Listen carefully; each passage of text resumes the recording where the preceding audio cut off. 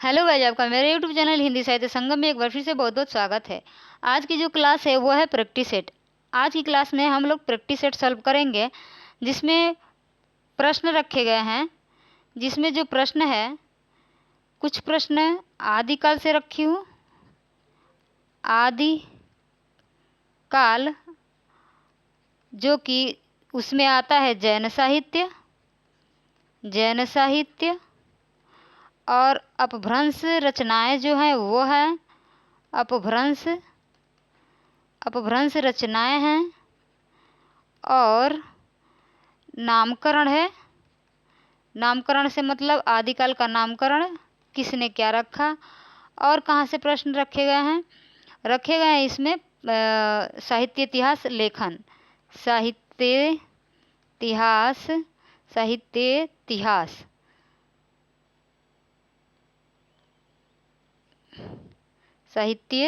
इतिहास।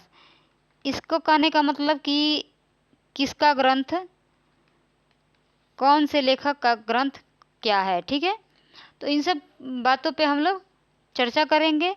प्रश्न ज़्यादा नहीं है, प्रश्न सिर्फ 10 प्रश्न है, लेकिन 10 प्रश्न से हम लोग 10-10 और प्रश्न को जानेंगे उसके ज़रिए। ठीक है, तो टोटल हम लोग 100 प्रश्न आज पढ़ लेंगे। तो चलिए स्टार्ट करते हैं आज का एक क्लास। और यदि अभी तक आप हमारे चैनल को सब्सक्राइब नहीं किए हैं तो सब्सक्राइब कर लें और ज़्यादा से ज़्यादा शेयर कर दें। ठीक है, तो चलिए स्टार्ट करते हैं आज का ये पहला प्रश्न। ये तो तीसरा है। पहला प्रश्न ये रहा। पहला प्रश्न है, शिव सिंह सरोज नामक इतिहास ग्रंथ के लेखक कौन हैं? शिव सिंह सरोज नामक इतिहास ग्रंथ के लेखक कौन है? Garcin de Tassy, George Grierson, Shiv Singh Sengar और मिश्र बंधु। यहाँ आपका उत्तर हो जाएगा शिव सिंह सेंगर, ऑप्शन 3। ठीक है, शिव सिंह सेंगर। अब अगर पूछे कि शिव सिंह सेंगर जो रचना लिखे हैं शिव सिंह सरोज, उसका प्रकाशन वर्ष क्या है, तो ध्यान रखिएगा कि उसका प्रकाशन वर्ष है 1883। ठीक है, और एक चीज़ इसमें पूछता है, ये तो प्रकाशन वर्ष हो गया, यहाँ लिख देते हैं प्रकाशन वर्ष। ठीक है, और एक चीज़ इसमें क्या पूछता है, और पूछता है कि इसमें कवि कितने हैं। तो इसमें कवि जो हैं 838 कवि हैं। ठीक है, 838 कवि हैं। तो चलिए अब इन सब कवियों के ऊपर बात करते हैं, लेखकों के ऊपर बात करते हैं, जो कि गारसा दत्तासी। आइए जानते हैं गारसा दत्तासी के बारे में। गारसा दत्तासी की पुस्तक का नाम है, ग्रंथ का नाम है द इस्तवार। यहाँ से देखते हैं, द इस्तवार दला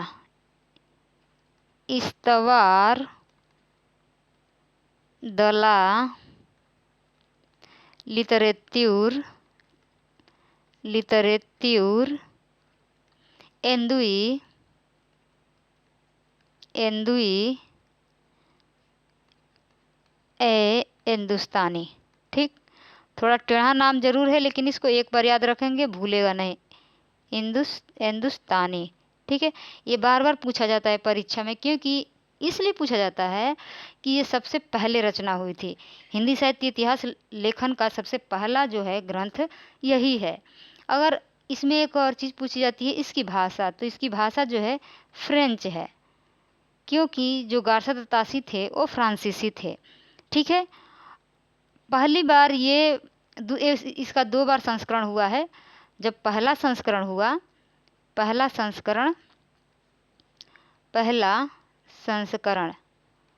ठीक, पहला संस्करण और दूसरा संस्करण। ठीक है, दूसरा संस्करण।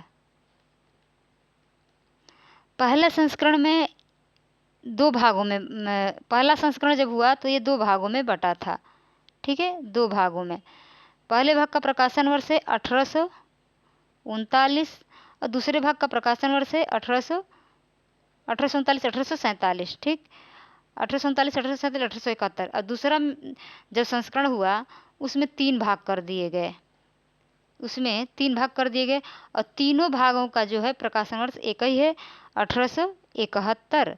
और ये प्रश्न टीजीटी में पूछा गया प्रश्न है कि इस्तवार दलाल लिटरेचर हिंदुस्तानी का दूसरा संस्करण कब प्रकाशित हुआ। तो बहुत से लोग 1847 लगा दिए, कि बल्कि ये दूसरा संस्करण नहीं, पहला संस्करण है और दूसरा भाग है। पहला संस्करण का दूसरा भाग है और ये दूसरा संस्करण है जिसमें 3 भाग हैं। तीनों भाग का प्रकाशन वर्ष 1871 में हुआ। और एक चीज़ यहाँ पे पूछता है, क्या पूछता है वो देख लेते हैं। और एक चीज़ में पूछता है, इसमें कवियों की संख्या कितनी है। ठीक है, तो इसमें कवियों की संख्या यहाँ देखते हैं। इसमें कवियों की संख्या जो है 738 है। इसमें 738 कवि हैं, जिसमें से इसको कुल कर देते हैं, कुल कवि 738, जिसमें से हिंदी के कवि जो हैं, हिंदी के कवि 72 थे और उर्दू के कवि 666। नहीं भी याद रहेगा तो बस 72 याद रहेगा, तो 738 से 72 आप माइनस करेंगे तो 666 याद हो जाएगा। ठीक है, और एक चीज़ इसमें पूछी जाती है कि इसका ये जो ग्रंथ है वर्णानुक्रम पद्धति पर लिखी गई थी। वर्णानुक्रम पद्धति पर लिखी गई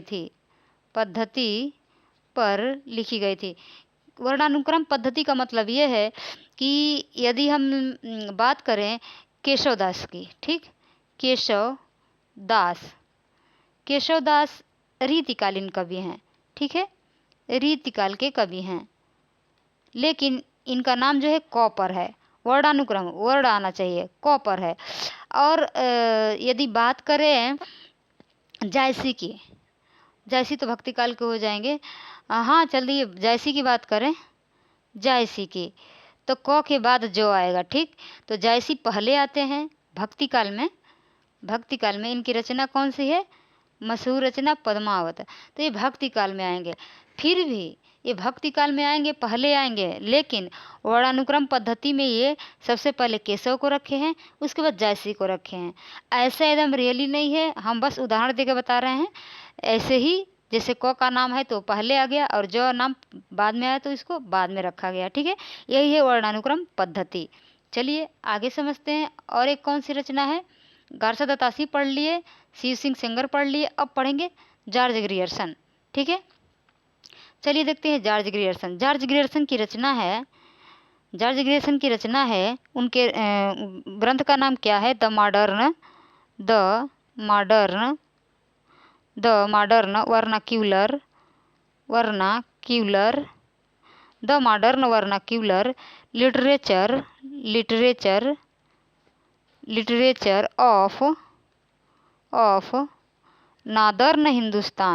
लिटरेचर ऑफ नादर्न हिंदुस्तान। ठीक है, याद रखिएगा, ये सब स्टार्टिंग की रचनाएं हैं, इसको याद रखना ही पड़ेगा क्योंकि ये एग्जाम में पूछी जाती हैं।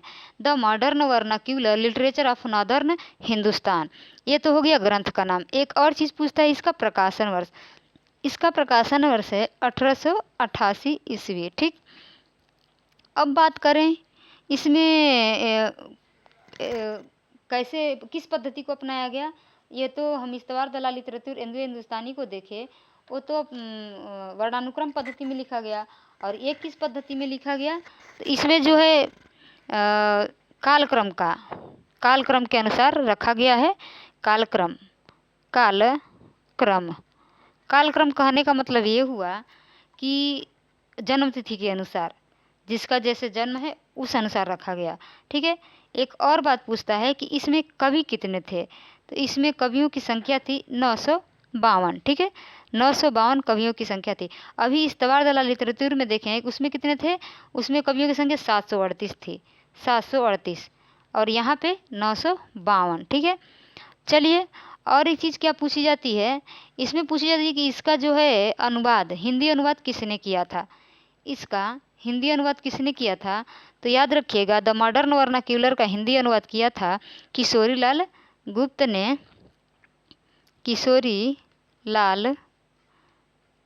ने किस नाम से, तो किशोरी लाल गुप्त ने किया था हिंदी साहित्य का हिंदी साहित्य का पहला हिंदी साहित्य का पहला इधर चलता ही नहीं, हिंदी साहित्य का पहला इतिहास, ठीक, हिंदी साहित्य का पहला इतिहास इस नाम से किशोरीलाल गुप्त ने अनुवाद किया था हिंदी में। किस ग्रंथ का? The modern vernacular literature of northern Hindustan का, ठीक है। अब हिंदी साहित्य का पहला इतिहास, हिंदी साहित्य का पहला इतिहास और कहीं कहीं प्रथम इतिहास भी मिलता है, ध्यान दीजिएगा, पहला या प्रथम।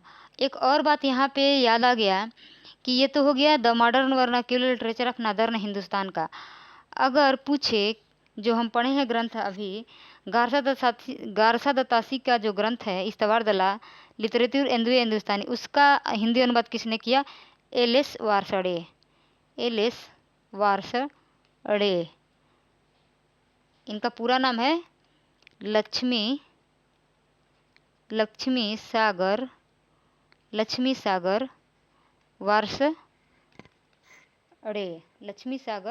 वार्षणेय। इन्होंने किसका किया? यहाँ लाइन लगा देते नहीं तो उसी में चला जाएगा। इन्होंने किस ग्रंथ का किया? इन्होंने गारसा दत्तासी का जो ग्रंथ था उसका अनुवाद किया हिंदी में, किस नाम से? तो हिंदुई साहित्य का इतिहास। थोड़ा सा डिफरेंस है, देखिएगा, इसीलिए एक जगह बताए हैं हिंदुई साहित्य का इतिहास या हिंदी साहित्य का प्रथम इतिहास। जहाँ प्रथम शब्द आ जाए वहाँ किशोरीलाल गुप्त, ठीक।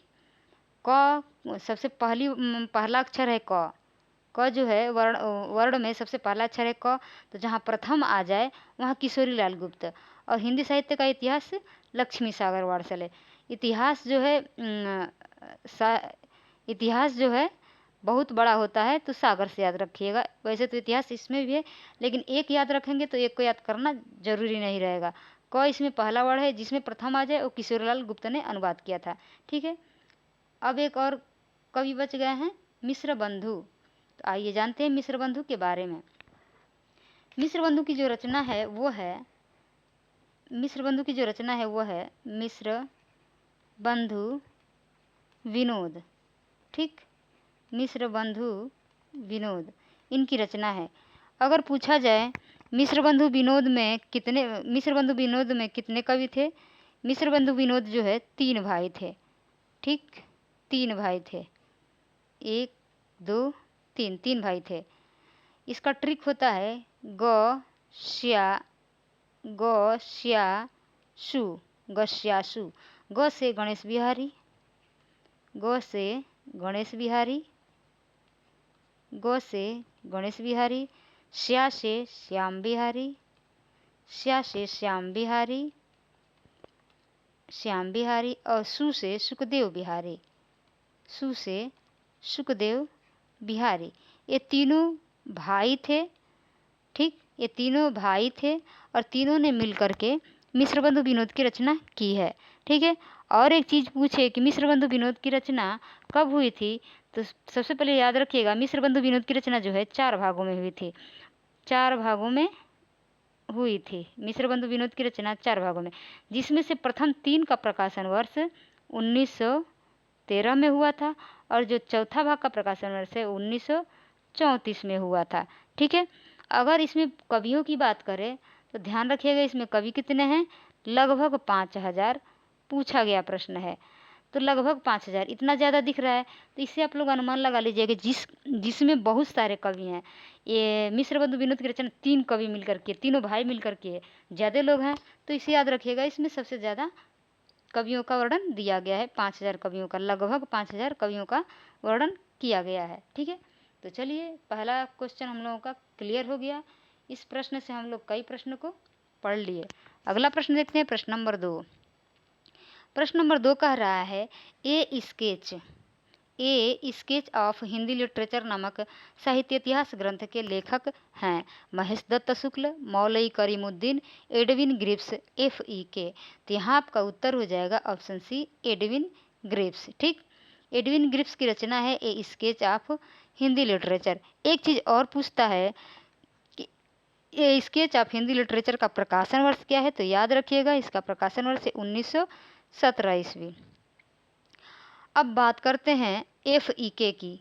FEK का जो ग्रंथ है उसका नाम है, सेम ऐसे ही है, स्केच की जगह हिस्ट्री हो गया है। तो आइए लिखते हैं, a history of a history of a history of a history of Hindi literature, a history of Hindi literature, ठीक है। ये दोनों हम कवियों को, दोनों रचनाओं को एक जगह इसलिए रखे हैं ताकि आप कंपेयर करके इसको याद रख पाएँ। दो जगह आएगा आप कंफ्यूज हो जाएंगे, ठीक है। तो ये जो हिस्ट्री शब्द आ गया, हिस्ट्री शब्द वो किसका है, वो FEK का है। FEK माने फेक, फेक जो है हिस्ट्री का है। और स्केच आ जाए, स्केच जो है एडविन का है। अब इसका प्रकाशन वर्ष देखते हैं। हिस्ट्री ऑफ हिंदी लिटरेचर का प्रकाशन वर्ष इससे 3 साल बाद हुआ है। इसमें 3 अक्षर है ना FEK, तो इसमें 3 ऐड कर दीजिए, 1920 ईस्वी, ठीक, 1920 ईस्वी।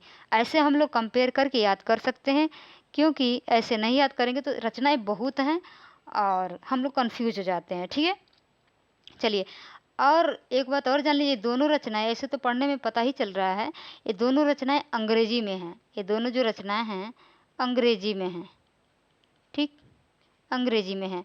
और एक कौन कवि बच रहे हैं, मौलवी करीमुद्दीन और महेश दत्त शुक्ला। आइए उनके बारे में जानते हैं, मौलवी करीमुद्दीन के बारे में। मौलवी करीमुद्दीन की जो रचना है वो है तज़किरा ए शुअराई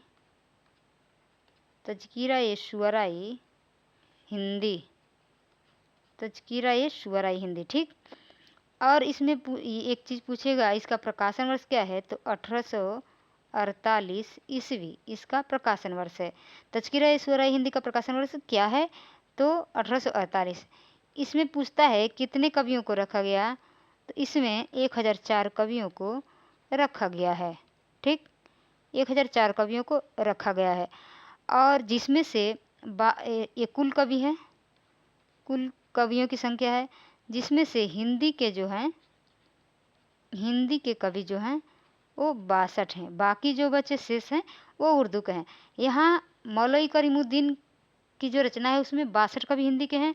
और जो हम पढ़े थे अभी गारसत अतासी की, जो 738 कवि थे उसमें कितने थे, 72, 10 अधिक थे वहाँ पे, ठीक है, ये हिंदी के कवि थे।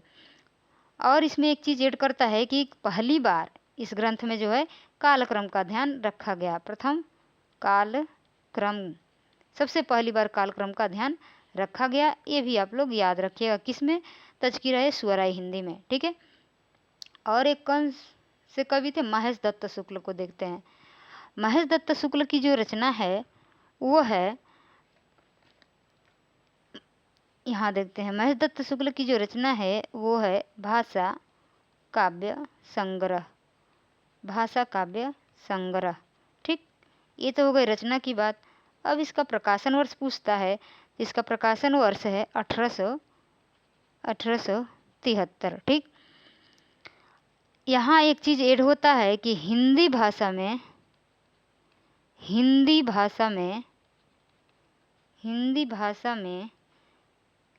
प्रथम ग्रंथ है लिखा गया, हिंदी भाषा में लिखा गया प्रथम ग्रंथ याद रखिएगा, ठीक। हिंदी भाषा में पूछा जाए प्रथम ग्रंथ तो भाषा काव्य संग्रह। अगर पूछा जाए कि पहला प्रयास किसने किया था, गारसत अतासी ने, वही पहला ग्रंथ है, ठीक है। कालक्रम के अनुसार सबसे पहला ग्रंथ कौन लिखा गया था, जॉर्ज ग्रियर्सन का the modern vernacular literature of northern Hindustan. अक्सर इसमें यही प्रयोग किया जाता है सच्चे अर्थों में जहाँ आ जाए वहाँ the modern vernacular literature of northern Hindustan, ठीक है। चलिए, कन्फर्म समझ में आ गया? अगर समझ में आता होगा तो कमेंट बॉक्स में ज़रूर बताइएगा। अगला प्रश्न देखते हैं, प्रश्न नंबर 3। जॉर्ज ग्रियर्सन का काल विभाजन कितने भागों में है? Option A 4, option B 5, option C 9, option D 11। आपका उत्तर हो जाएगा 11, ठीक। जॉर्ज ग्रियर्सन का जो काल विभाजन है वो 11 भागों में विभक्त है। उसके नामकरण को देखते हैं, आइए उसके नामकरण कौन कौन है, क्योंकि नामकरण से प्रश्न पूछे जाते हैं। उनका नामकरण इन्होंने किया है 11। पहला जो है वो है, रखते हैं ये चारण काल। पहला जो नाम रखते हैं ये है चारण काल। और दूसरा नाम रखते हैं वो है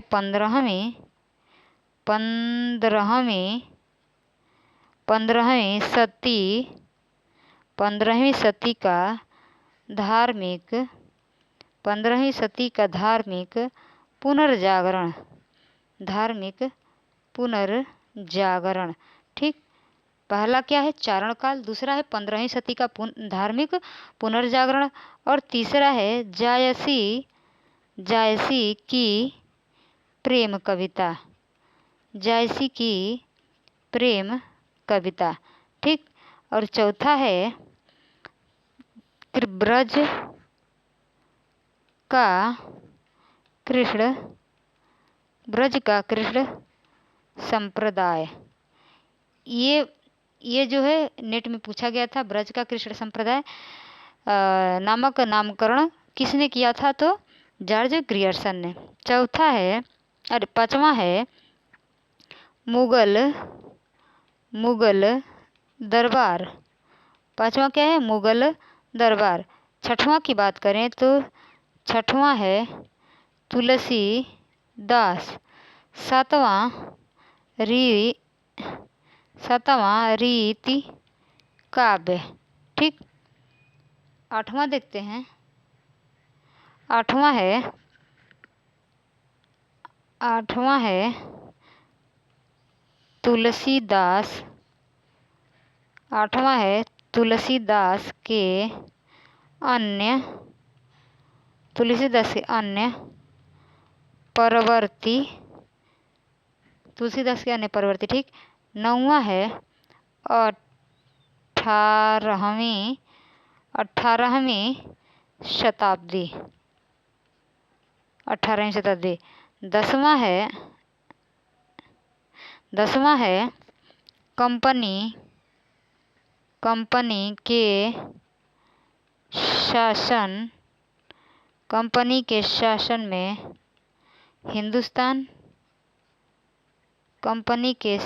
में हिंदुस्तान। और 11 एंड लास्ट है महारानी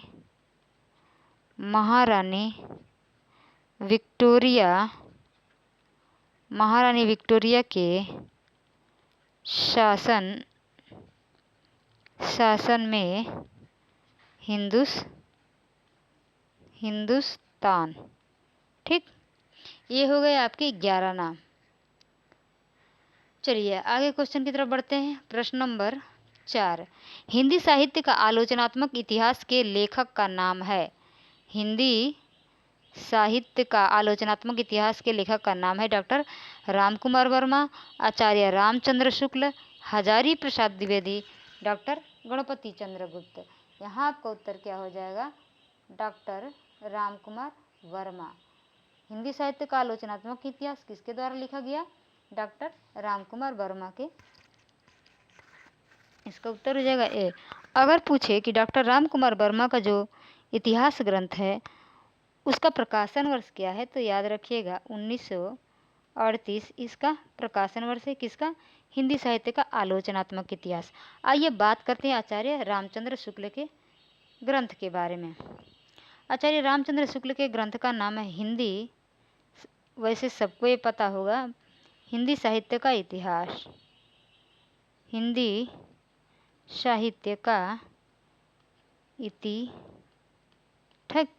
साहित्य का इतिहास। इसका प्रकाशन वर्ष है 1929। एक और इसमें प्रश्न पूछता है कि सबसे पहले किस भूमिका में छपा था, तो याद रखिएगा हिंदी शब्द सागर की भूमिका में छपा था। ठीक है, इन्होंने एक और बात रख लीजिए, इन्होंने विधेयवादी पद्धति को अपनाया है। विधेयवादी पद्धति को अपनाया है अपने ग्रंथ में। विधेयवादी पद्धति में क्या क्या आते हैं, 3 चीज़ें आती हैं, उसको ध्यान रखिएगा। जाति, वातावरण और क्षण। ये तीनों चीज़ें कहाँ आती हैं, विधेयवादी पद्धति में आती हैं। ठीक है, आगे देखते हैं हजारी प्रसाद द्विवेदी। हजारी प्रसाद द्विवेदी की बात करें तो हजारी प्रसाद द्विवेदी का जो ग्रंथ है वो है, यहाँ देखते हैं हजारी प्रसाद द्विवेदी का जो ग्रंथ है उन्होंने 3 ग्रंथ लिखे हैं। आइए देखते हैं कौन कौन से हैं। पहला है हिंदी साहित्य की भूमिका, हिंदी साहित्य की भूमिका, ये इधर चलिए नहीं रहा है। भूमिका, इसका प्रकाशन वर्ष क्या है, 1940। दूसरा जो है वो है हिंदी साहित्य उद्भव, हिंदी साहित्य उद्भव और विकास, हिंदी साहित्य उद्भव और विकास, इसका प्रकाशन वर्ष है 1952। और तीसरा जो है हिंदी साहित्य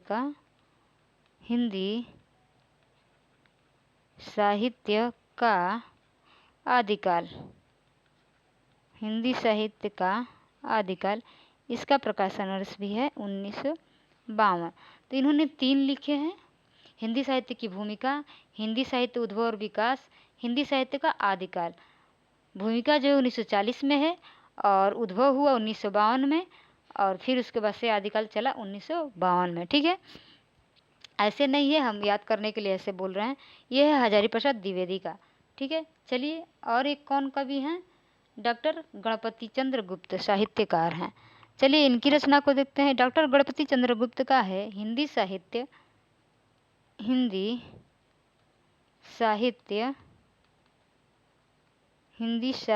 का वैज्ञानिक, जहाँ वैज्ञानिक आ जाए समझ लेना ये गणपति जी का है। हिंदी साहित्य का वैज्ञानिक इतिहास। ठीक, इसका प्रकाशन वर्ष पूछे, इसका प्रकाशन वर्ष है 1965 ईस्वी। ठीक है, तो चलिए हम एक एक करके चारों कवियों को देख लिए। अगला प्रश्न देखते हैं, प्रश्न नंबर 5। प्रश्न नंबर 5 है, आदिकाल का नामकरण अपभ्रंश काल किसने किया है? अपभ्रंश काल किसने किया? आदिकाल का नामकरण जो है भ्रंश काल किसने किया? वासुदेव सिंह, रामखेलावन पांडे, धीरेन्द्र वर्मा, सुमन राजे। तो यहाँ आपका उत्तर क्या हो जाएगा? यहाँ उत्तर हो जाएगा अपभ्रंश काल किसने कहा? Option C. ठीक है, और एक कवि हैं धीरेन्द्र वर्मा के साथ ही जो कि अपभ्रंश काल का है, वो हैं बच्चन सिंह। इधर नहीं, इधर चलेगा, वो हैं बच्चन सिंह।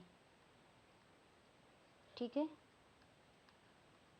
बच्चन सिंह और धीरेन्द्र वर्मा ने मिलकर आदिकाल का नामकरण जो है अपभ्रंश काल रखा।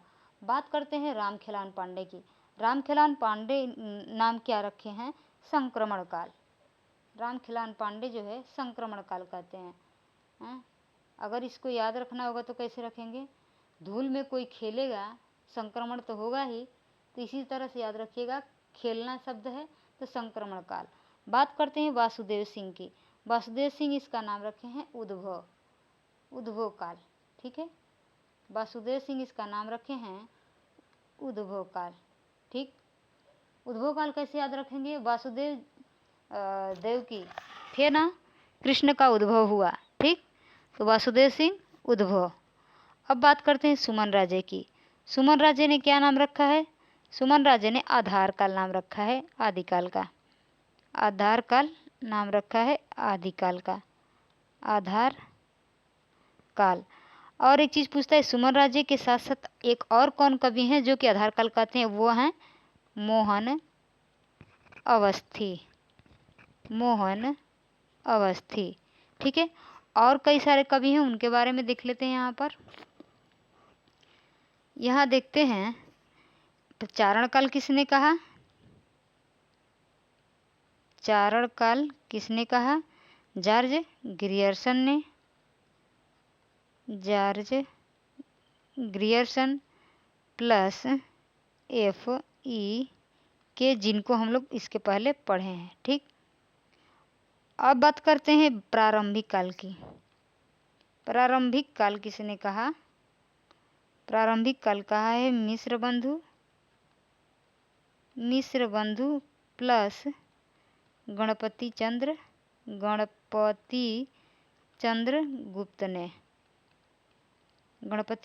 गुप्त ने। अब बात करते हैं यहाँ, अब एक और नाम है बीज वपन काल। बीज वपन काल नाम किसने दिया? महावीर प्रसाद द्विवेदी, जो कि जिनके नाम पर द्विवेदी युग पड़ा। ठीक, अब आगे देखते हैं वीर गाथा काल। मशहूर साहित्यकार आचार्य रामचंद्र शुक्ल ने इसे वीर गाथा काल कहा है। ठीक, अब बात करते हैं सिद्ध सामंत काल। सिद्ध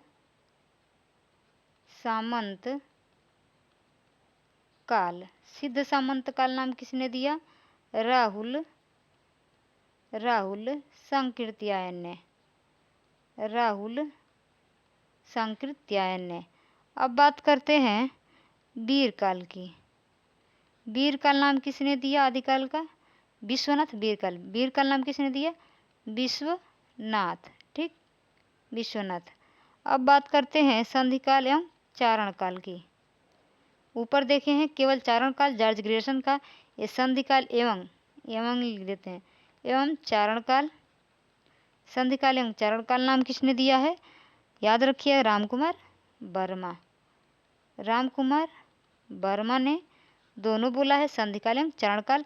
सिर्फ चारण काल पूछे तो जॉर्ज ग्रियर्सन। ठीक है, और आदिकाल नाम जो कि हम लोग हमेशा बोलते हैं आदिकाल नाम किसने दिया? तो हजारी प्रसाद, नीचे लिख दें हजारी प्रसाद द्विवेदी। ठीक, हजारी प्रसाद द्विवेदी। अब तो शायद कोई नहीं बचे होंगे। एक और नाम आता है जयकाल। जयकाल किसने नाम दिया? जयकाल नाम किसने दिया? रमाशंकर शुक्ल रसाल। ठीक, रसाल इनका उपनाम है, रमाशंकर शुक्ल रसाल। अब तक हम लोगों ने जितने भी नामकरण थे आदिकाल के नामकरण, उनके बारे में हम लोग चर्चा कर लिए। हम तो यही कहेंगे कि जितना बोल रहे हैं आप लोग भी नोट डाउन करते जाएं, सिर्फ एक बार रिवीजन करना रहेगा। इससे आगे एग्जाम में नहीं पूछेगा। कहाँ से पूछेगा भाई, सब हम बताइए दे रहे हैं। ठीक है, तो चलिए अगला प्रश्न देखते हैं। प्रश्न नंबर 6 पर बढ़ते हैं। डॉक्टर बच्चन सिंह ने हिंदी का प्रथम कवि किसे माना? मुंज, विद्यापति, अब्दुल रहमान, सरहपा। तो यहाँ आपका उत्तर क्या हो जाएगा? बच्चन सिंह ने किसको माना है? विद्यापति को माना है। आपका उत्तर हो जाएगा ऑप्शन बी। ठीक, अब पूछे कि मुंज को किसने माना है? तो यहाँ लिखते चलिए, हम बोल रहे हैं, पता नहीं देख पा रहे हैं कि नहीं, अच्छे से लिखते चलिए, बोल रहे हैं। मुंज को किसने माना? मुंज को चंद्रधर शर्मा गुलेरी ने माना। चंद्रधर शर्मा गुलेरी ने माना किसका नाम? मुंज का नाम। अब बात करते हैं अब्दुल रहमान का। अब्दुल रहमान को किसने माना? हजारी प्रसाद, HPD हम लिख देते हैं, HPD। ठीक, अब्दुल रहमान को। बात करें सरहपा की, तो सरहपा को किसने माना? राहुल सांकृत्यायन ने। कई बार पूछा गया है, क्योंकि ये सर्वमान्य मत से इनको ही माना जाता है, राहुल सांकृत्यायन। ठीक, राहुल सांकृत्यायन। बात करते हैं और लोगों की। यहाँ पर अगर पूछे पुष्य दंत या पुण्य, कुछ भी कह सकते हैं। पुण्य को किसने माना? या पुष्य दंते लिख देते हैं। पुष्य दंत को किसने माना? तो शिव सिंह सेंगर ने। ठीक, शालिभद्र सूरी को किसने माना? शालिभद्र सूर्य को किसने माना? गणपति चंद्र गुप्त ने। ठीक। रामकुमार वर्मा ने किसको माना? रामकुमार वर्मा ने माना है स्वयंभू को। उधर हम लोग 4 देख लिए, इधर 3 देख लिए। ठीक, 7 हो गया। अब बढ़ते हैं अगले प्रश्न की तरफ। अगला हमारा प्रश्न है प्रश्न नंबर 7। कुमार पाल प्रतिबोध के रचनाकार कौन है? जिनदत्त सूरि, सोमप्रभ सूरि, जैनाचार्य मेरुतुंग, हेमचंद्र। इसका आपका उत्तर क्या हो जाएगा? इसका उत्तर होगा सोमप्रभ सूरि। ठीक, कुमारपाल प्रतिबोध के रचनाकार हैं सोमप्रभ सूरि। अब बात करते हैं जिनदत्त सूरि की। जिनदत्त सूरि की रचना कौन है? यहाँ लिखते हैं उपदेश रसायन रास। ये आप लोगों को बहुत ही इजी लग रहा होगा क्योंकि ये चैप्टर हम पढ़ा चुके हैं। ठीक है, आप लोगों को नाथ साहित्य तक हम चैप्टर पढ़ा चुके हैं।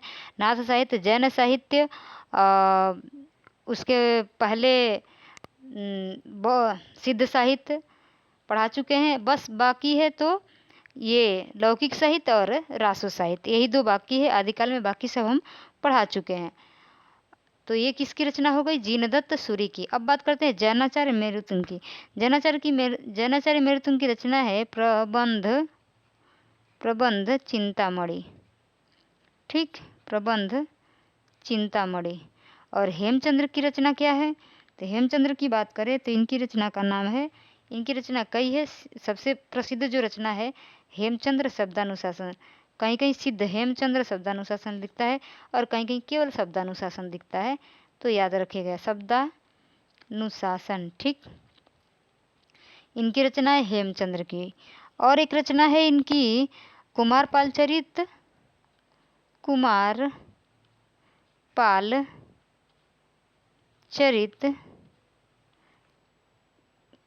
चरित और योग शास्त्र, सब हम आपको लिखवाए हैं। योग शास्त्र और एक रचना है, योग शास्त्र के बाद छंदानुशासन और एक देसी नाम माला कोश और द्वयाश्रय काव्य। इसको कहा जाता है कि द्वयाश्रय काव्य भट्टी के समान रचना किए थे। ठीक, तो ये जब जितनी रचनाएं हैं सब हेमचंद्र की हैं। ठीक है, तो चलिए बढ़ते हैं अगले प्रश्न की तरफ। अगला हमारा प्रश्न है भविष्यत कहा किसकी रचना है? ये तो बहुत इजी है, सब लोग बता ले जाएंगे। धनपाल, पुष्यदंत, स्वयंभू और जोइंदू। भविष्यत कहा जो है धनपाल की है। भविष्य के लिए धन इकट्ठा किया जाता है ना, भविष्यत कहा धनपाल। ठीक है, अब बात करते हैं पुष्यदंत की। पुष्यदंत की रचना कौन सी है? आइए देखते हैं। इनकी रचना है ती से 63 महापुरुष गुणालंकार। 63 महापुरुष गुणालंकार और ड़ से ड़य कुमार चरियू,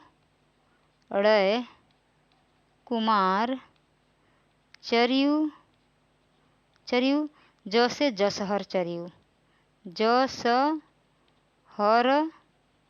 चरियू।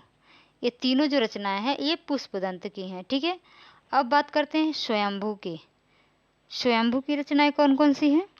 आइए देखते हैं। स्वयंभू की रचनाएं हैं परिछ। ठीक, प से हो गया पौमचरियू, री से रिठड़ेमी चरियू, रिठड़ेमी चरियू। छ से स्वयंभू छंद। ठीक, हम तो ऐसे ही ट्रिक्स याद करते हैं, आप लोग को जैसे सुविधा लगे वैसे करिएगा। तो इसका हम ट्रिक बताए परिच, और पुष्यदंत का ट्रिक का था तीड़ज। ठीक, अब बचते हैं जोइंदू की रचना कौन सी है? आइए देखते हैं जोयेंद्र की रचना है। दो रचना है, एक है परमात्म प्रकाश और एक है योगसार। ठीक, योगसार किसकी रचना है? जोयेंद्र की रचना है। चलिए आगे बढ़ते हैं प्रश्न नंबर 9 पर। नाथों की संख्या कितनी है? 10, 9, 13, 7। तो नाथों की संख्या 9, इसमें भी 9 आ रहा है। नाथों की संख्या 9। अब नाथों की संख्या 9 है तो कौन कौन है? आइए देखते हैं कि नाथों में कौन कौन लोग हैं। इसका है ट्रिक नागहस भीगो च ज म नागहस भीगो च जम।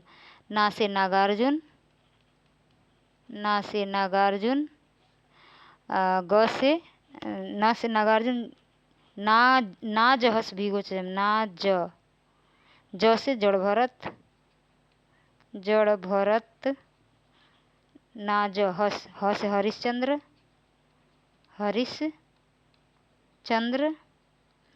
स से सत्यनाथ भी से भीमनाथ गो से गोरखनाथ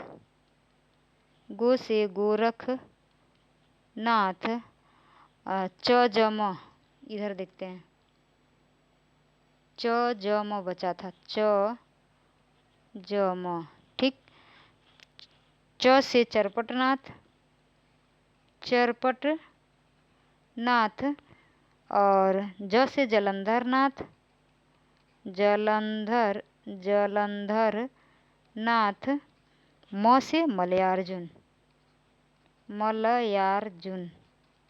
तो बहुत ही इजी तरीके से हम लोग 9 नाथ को याद कर लिए, क्योंकि इसमें से पूछा था कौन नाथ नहीं है। ठीक है, चलिए बढ़ते हैं नेक्स्ट प्रश्न की ओर। प्रश्न नंबर 10 है, चर्या पद किसकी रचना है? सरहपाद, लुईपा, सबरपा, डोम्बिपा। यहाँ आपका उत्तर क्या हो जाएगा? चर्या पद जो है सबरपा की रचना है। ठीक है, आइए देखते हैं।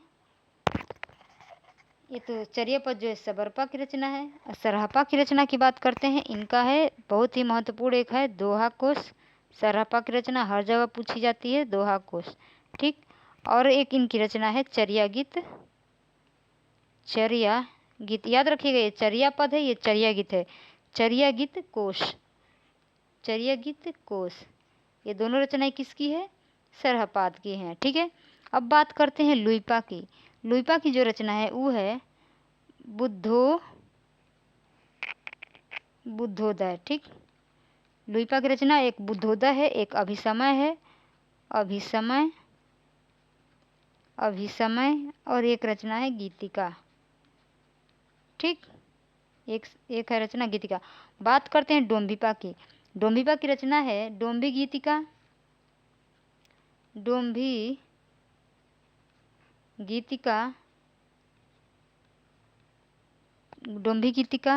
और एक है योगचर्या। यहाँ चर्या गीत, यहाँ चर्या पद, यहाँ योगचर्या। ठीक, अब एक और है अक्षर द्विकोपदेश। ठीक, किसकी रचना है? डोम्बिपा की रचना है। तो यदि लिखा हुआ नहीं समझ में आ रहा होगा तो आप लोग लिखते जाइएगा साथ साथ में। तो चलिए, आज का ये हमारा जो प्रश्नोत्तरी है समाप्त हुआ। आप लोगों को ये प्रश्न कैसे लगे कमेंट बॉक्स में ज़रूर बताइएगा, और ये मेरा समझाने का तरीका कैसा लगा। अगर अच्छा लगा तो ऐसे ही और वीडियो लेके आएंगे आप लोगों के सामने। तो चलिए मिलते हैं नेक्स्ट वीडियो में, तब तक के लिए धन्यवाद।